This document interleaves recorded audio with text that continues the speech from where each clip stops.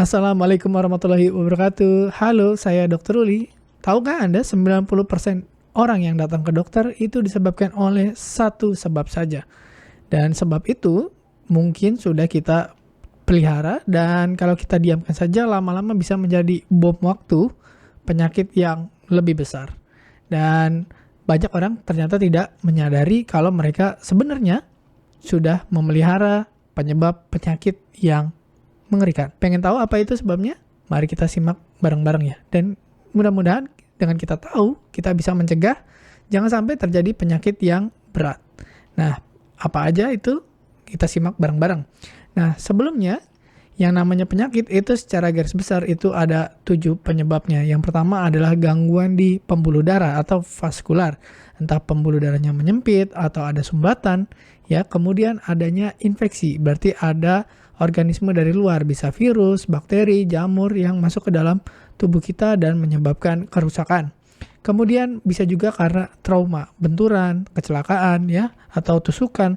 Dan ini penyebabnya dari luar. Kemudian yang penyebab dari dalam adalah ketika imunitas kita atau sel-sel imun kita itu melukai atau menyakiti sel-sel tubuh kita sendiri, namanya autoimun. Dan kemudian adalah yang berikutnya penyakit metabolik, di mana fungsi metabolisme tubuh kita itu mengalami gangguan yang tidak berjalan sebagaimana mestinya. Kemudian ada juga penyebabnya idiopatik atau iatrogenik, ini penyebabnya yang tidak diketahui atau karena kesalahan penanganan medis. Berikutnya yang paling sering juga terjadi adalah tentang kanker neoplasma. Nah, dari 7 penyebab penyakit ini, tahukah Anda dari 7-7-nya semuanya punya satu kesamaan? Ya, mereka semua diperbesar risikonya untuk timbul, ya, jadi tidak semua orang sakit seperti ini. Tapi kalau Anda punya satu faktor ini, maka ke-7 penyebab penyakit ini akan makin meningkat risikonya, atau kemungkinannya makin besar terjadi. Dan kalaupun Anda sudah sakit, misalkan Anda kena infeksi, atau Anda kena kanker, atau autoimun, kalau Anda menambahkan satu faktor ini, maka dipastikan penyakit Anda akan jauh lebih berat. Oke, satu faktor ini membuat Anda gampang sakit, dan satu faktor ini membuat apapun sakit Anda akan jauh lebih berat. Nah, ternyata tubuh kita punya mekanisme alami, ya. Jadi kalau ada gangguan dari luar, misalkan tadi ada infeksi, ada trauma, ada gangguan metabolisme dan lain-lain, itu namanya gangguan keseimbangan. Dan tubuh kita akan berusaha untuk mengembalikan keseimbangan itu dengan apa? Dengan melakukan pemulihan alami. Dan selain pemulihan alami, kita juga punya sistem kekebalan tubuh, imunitas.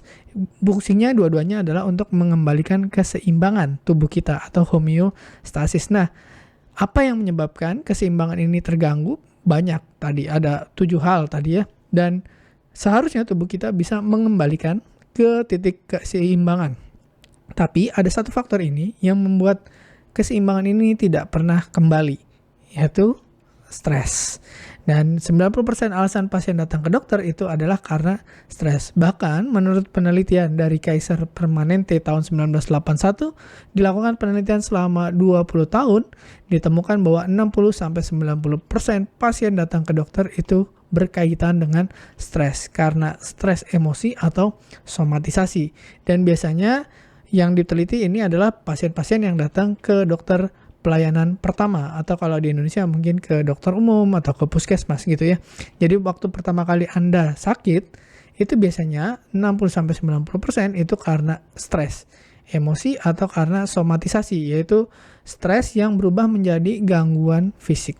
Dan tahun 2013, JAMA, jurnal di Amerika sana, meluncurkan penelitian juga dipublikasikan bahwa di pelayanan kesehatan primer kayak di puskesmas, dokter umum gitu ya, 60-80% kunjungan pasien itu berhubungan dengan stres, ya. Jadi dipicu oleh stres atau diperberat oleh stres. Apapun penyakit Anda, kalau Anda stres itu tambah berat. Apapun stres Anda itu bisa jadi penyakit. Kenapa begitu? Karena satu, ada gangguan fisik, ya. Misalkan gangguan fisik ini biasanya ditemukan oleh hormon stres. Hormon stresnya namanya adrenalin dan kortisol. Adrenalin itu bisa menimbulkan tensinya naik, asam lambung naik. Sementara kortisol itu bisa membuat gula darah kita naik, kolesterol naik, dan sebagainya. Kita juga susah tidur, ya. Penyembuhan luka juga sulit, sistem imun juga menurun. Itu semua karena tingginya adrenalin dan kortisol. Dan gangguan fisik itu juga biasanya ditemani dengan gangguan mental atau stres gitu ya. Dan kalau kita sampai stres itu bisa menimbulkan gangguan fisik juga. Nah, kalau gangguan mental kita terjadi ya, pikiran kita sumpek gitu ya, itu menekan hormon namanya dopamin atau neurotransmitter ya di otak, namanya dopamin dan serotonin. Jadi kalau dopamin dan serotonin ini ditekan, yang terjadi adalah kita merasa cemas dan depresi. Jadi kita kalau stres itu kena dua hal, satu fisiknya kena, dua mentalnya kena. Nah, kalau fisiknya kena dan mentalnya kena, nanti akan timbul kerusakan organ. Kalau organnya rusak, kita jadi beban pikiran, jadi tambah stres. Stresnya meningkat, tambah rusak organnya. Organnya tambah rusak, kita tambah stres. Jadi kita nggak ada selesainya, namanya lingkaran setan. Nah, yang mana duluan? Mental dulu atau fisik dulu? Dua-duanya bisa terjadi. Bisa aja kita awalnya sakit fisik dulu, kemudian kita jadi stres, stresnya memperberat sakit fisik kita. Atau kebalikannya, kita stres dulu, kemudian jadi sakit fisik, kemudian sakit fisik meningkatkan stres kita, itu nggak akan berhenti-berhenti, namanya lingkaran stres. Ya, ada lingkaran setan gitu ya. Jadi stres mental bisa memicu stres fisik, sebaliknya stres fisik juga memicu stres mental. Jadi penyebab stres mental terberat itu sudah diketahui ada 3 hal. Satu, masalah harta, kehilangan uang, kehilangan dicuri atau rugi gitu ya. Kemudian kehilangan tahta, dan terakhir kehilangan cinta. Dan semuanya ini tidak terlalu menimbulkan stres kecuali Anda merasa harga diri jatuh atau rendah.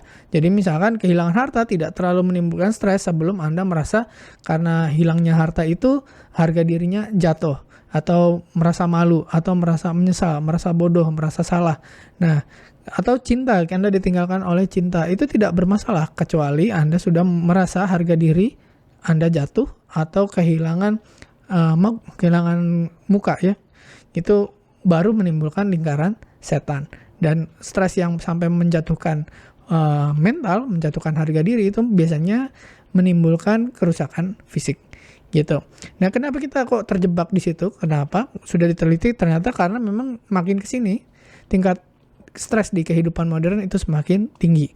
Ya, tuntutan dengan kemampuan kadang tidak sebanding. Misalkan tuntutan zaman, harus punya rumah, harus punya mobil, harus uangnya banyak, harus terkenal, harus kaya, anak harus sukses ya, orang tua harus bisa dinaikin haji, banyak banget tuntutannya, tapi kemampuan tidak sebanding misalkan. Ya, misalkan anak harus masuk kuliah, anak harus beli ini, beli itu ya, harus bayar asuransi, bayar tagihan, macam-macam tuntutan begitu banyak, tapi kemampuan tidak mencukupi untuk memenuhi tuntutan tersebut. Nah, itu bikin tambah stres dan bikin terjebak, dan itu bikin lingkaran setan. Berikutnya, pengaruh lingkungan sosial. Ya, jadi tekanan dari sosial, lihat di sosial media, teman-teman sudah lebih maju, lebih sukses, lebih berhasil gitu ya. Kita jadi lebih tertekan.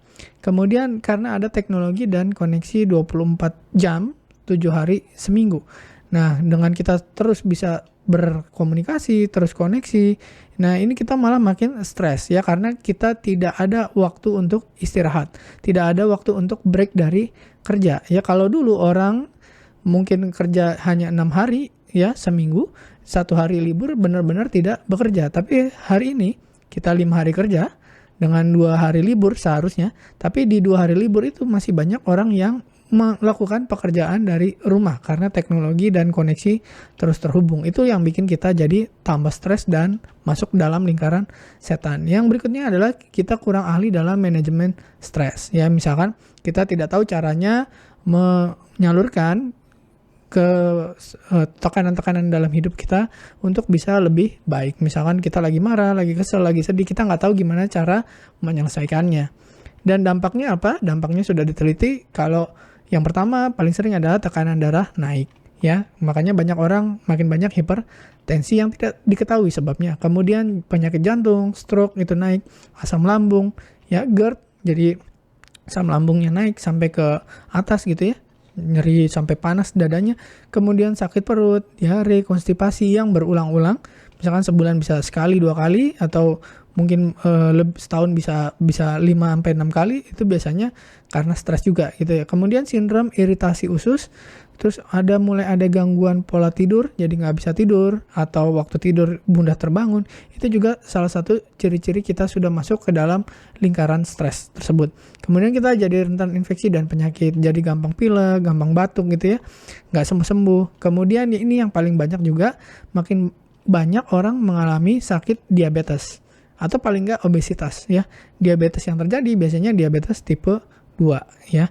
Biasanya orang ini memang punya genetik, dan banyak orang di Indonesia itu sebenarnya punya gen untuk diabetes, tapi tidak semuanya jadi diabetes. Dan kebanyakan yang akhirnya jadi diabetes itu dipicu oleh salah satunya oleh tekanan stres mental gitu. Kemudian sakit-sakit sendi seperti artritis, kemudian sesak karena asma, autoimun, SLE ini juga meningkat ketika kita stres. Kemudian gangguan siklus menstruasi, gangguan kesuburan, jadi susah punya anak gitu ya. Kemudian polycystic ovary syndrome, jadi kista di ovarium, itu juga kejadiannya meningkat pada perempuan yang tingkat stresnya tinggi. Pada laki-laki juga sama, spermanya juga produksinya menurun, atau kualitas spermanya kurang bagus, atau sering ejakulasi dini ya, jadi baru sebentar udah keluar gitu ya. Kemudian gangguan ereksi atau impotensi. Kemudian yang tidak disadari juga banyak orang melakukan perilaku merusak diri, misalkan memakai obat-obatan, narkoba gitu, atau melukai diri sendiri. Itu juga salah satu penyebabnya adalah karena stres ya. Yang sering juga tidak disadari misalkan cemas, kemudian depresi. Cemas itu berarti selalu tegang, merasa terancam gitu ya, jantung berdebar-debar, tensi naik, tapi tidak diketahui sebabnya. Sementara kalau depresi itu kehilangan gairah hidup, lemes ya, malas ngapa-ngapain gitu, bangun tidur pun malas gitu ya. Dan berikutnya risiko kanker juga jadi naik kalau kita stres. Nah, itulah penyakit-penyakit yang biasanya disebabkan oleh stres. Dan kalau tadi kita simak bareng-bareng, ternyata dari semua penyebab penyakit, dari 7 penyebab penyakit yang biasa kita temui, itu semuanya diawali dari stres. Dan semuanya diperberat oleh stres atau tekanan mental. Dan penelitiannya sudah membuktikan banyak hal bisa dicegah dengan kita mengendalikan stres dengan lebih baik. Mudah-mudahan apa yang disampaikan bermanfaat. Saya Dr. Ruli. Assalamualaikum warahmatullahi wabarakatuh.